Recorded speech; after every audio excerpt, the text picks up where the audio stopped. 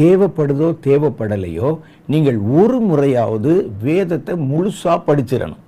புரிஞ்சாலும் சரி புரியலைனாலும் சரி, உங்களுக்கு ஏற்ற நேரத்தில் இந்த வசனங்களை கர்த்தர் வெளிப்படுத்தி காமிச்சு அதனுடைய ஆழமான அர்த்தங்களை விளங்க வைப்பார். சில பேர் பார்த்தீங்கன்னா வேதத்தை படிக்கும்போதே எடிட் பண்ணி படிப்பாங்க. இதே தான் அங்கே இருக்குதே அப்படின்னு. சில புத்தகங்கள் நீங்கள் பார்த்தீங்கன்னா 1 சாமுவேல் 2 சாமுவேல் இருக்கிற புஸ்தகங்கள், 1 ராஜாக்கள் 2 ராஜாக்கள் இருக்கக்கூடிய சம்பவங்கள், அதே சம்பவங்கள் அப்படியே அச்சு மாறாமல் நாளாகம புஸ்தகத்துலையும் அதே மாதிரி இருக்கும். இதை தான் நம்ம ஏற்கனவே படிச்சிட்டோமே நீங்கள் விடக்கூடாது.